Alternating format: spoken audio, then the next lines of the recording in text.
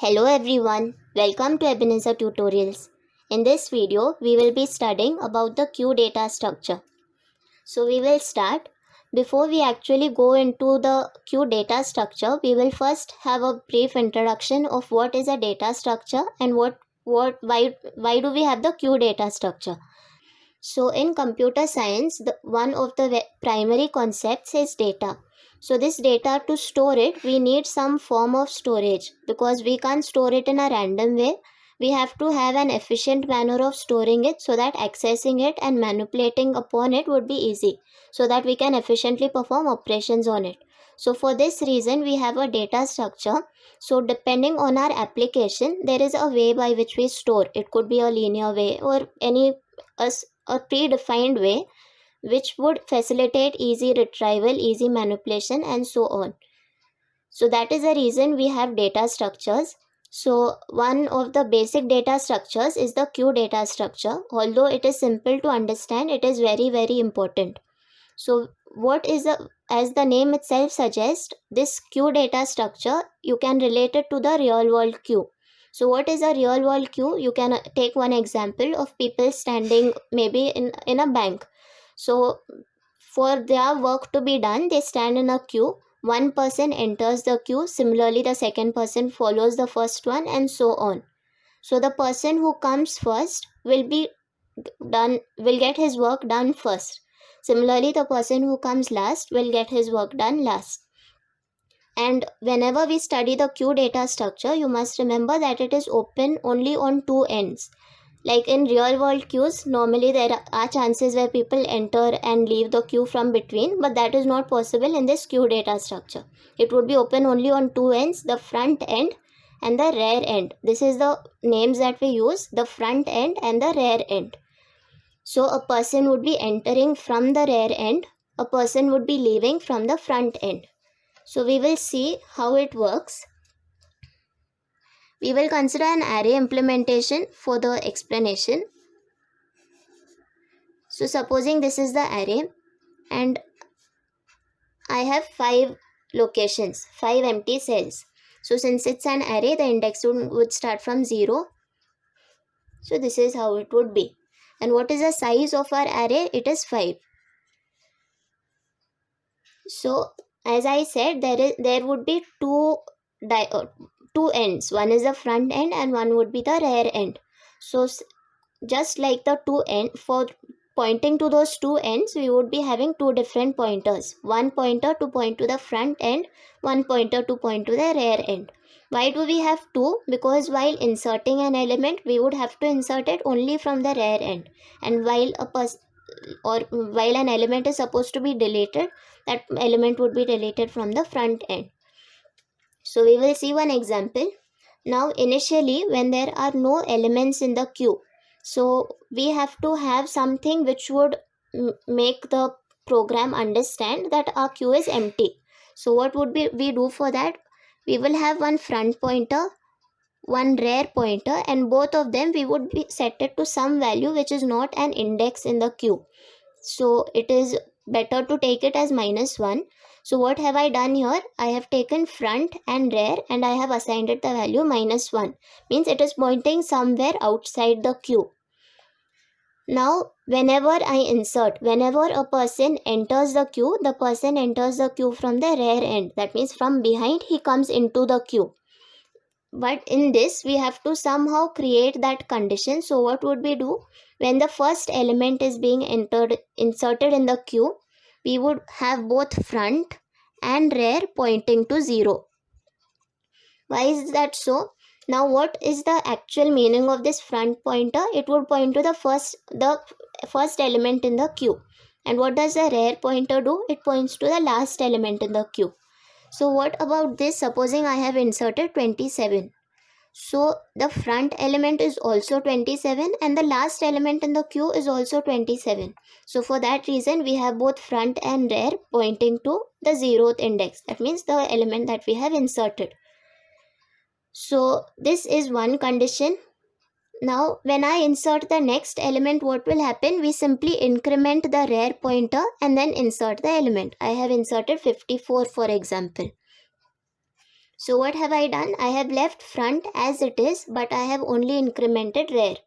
So this also is matching our condition. Did we assume that front would point to the first element in the queue and rear would point to the last element in the queue. As of now, we have only two elements. So front would be pointing to element 27 and rear would be pointing to element 54. Now I am adding another element. So I have added 67 exam. So again rear would be incremented. Now it is pointing to 67. Now again I am inserting an element 97. So again rear would get incremented. Again I want to insert. So I have inserted 101. So again rear would get incremented. So what do we see here? That for visually when we see, we can see that the queue is full. So what is the condition that we can see? Whenever rear is pointing to the location or to the index that is one lesser than the size, the queue has become full. It's a linear queue, so and the elements keep getting added from the right hand side. So whenever rear points to one lesser than the size, the queue becomes full. This is the condition we have to check if a queue has become full. Now this is the insert operation. Now if I try to insert another element, we can see that the queue is full, but we will have to write some condition which will make the program understand that we can't insert any more elements. So what did we see as the condition for the queue becoming full? The rear is one lesser than the size. So while inserting, it is important for us to check if the queue has become full. If it is not full, we proceed with the insertion. So while inserting, what are the different cases that we have seen? One is if the queue is full, we can't insert an element. Second is if the queue is not full, but the element that we would be inserting is the first element in the queue. So in that case, what do? We set both front and rear to 0.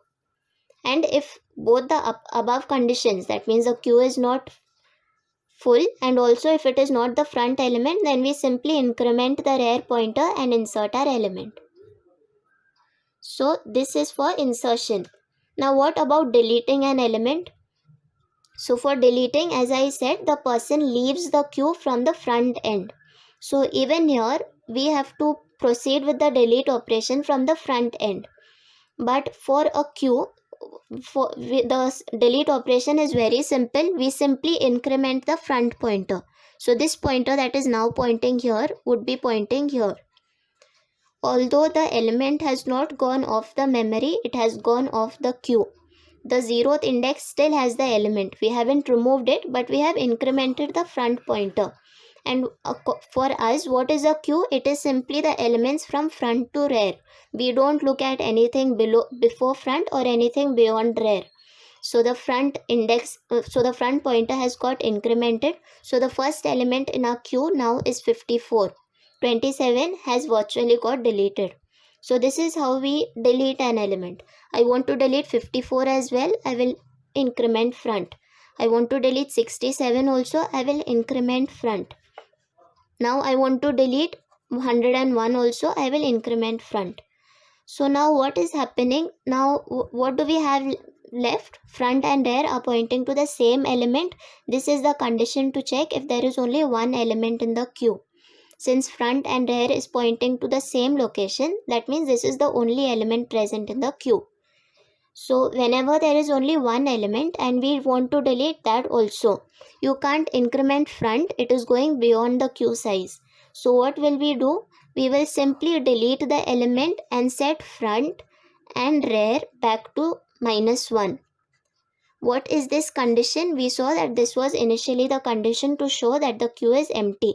So once 101 is also deleted from the queue, we don't have any element left. So the queue has now become empty. So this is how we delete an element. Also for inserting in a queue, the insert operation is known as NQ. The delete operation is known as DQ. So for NQing, we have seen those conditions. And for DQ, what is the condition that we can check? For insertion, we checked if the queue is full. If the queue is full, you can't proceed with the insertion. Similarly, for deletion, that means for the DQ operation, you can't proceed with deletion if the queue is empty. If there are no elements in the queue, there is nothing you can delete. So before we proceed with dequeue, the first thing that we do is we check if the queue is empty. If it is empty, we write something to stop the dequeue process, or simply print a message that the queue is empty. But if it is not empty, what is the next thing that we check? If there is only one element left in the queue. If there is only one element, we simply remove that element virtually by setting front and rear to -1. And if there is not just one element, there are more than one element, so we simply increment the front pointer. So this is the dequeue operation. So for insert also we check for 3 different conditions, and for delete also, that means for dequeue also we check for 3 conditions. So this is the basic concept of insertion and deletion, or enqueuing and dequeuing in a queue.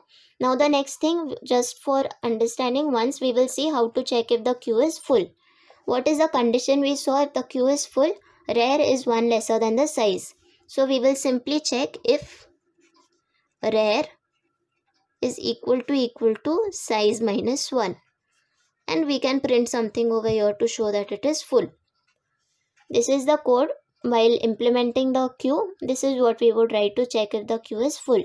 Similarly, what will we check if the queue is empty? You can simply check if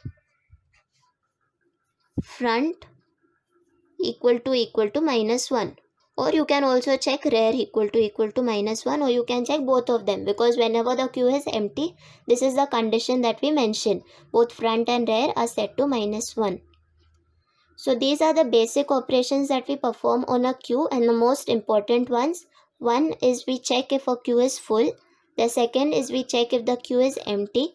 The third, we insert an element, which is enqueue. The fourth, we delete an element, which is dequeue.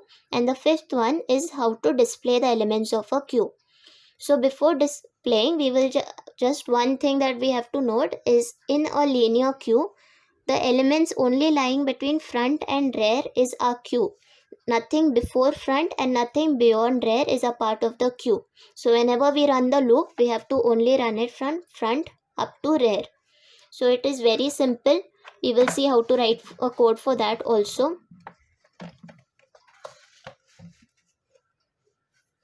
So here I am using a for loop. We can use any loop. So what is the condition that I write? For I equal to front, I lesser than equal to rear, and I plus plus.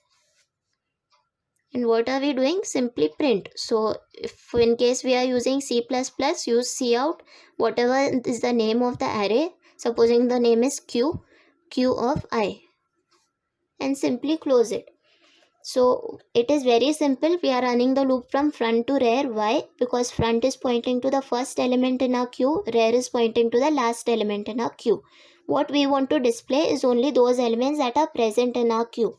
So that is how we run the loop, and we simply keep displaying the element. I will get incremented and automatically traverse through the whole queue.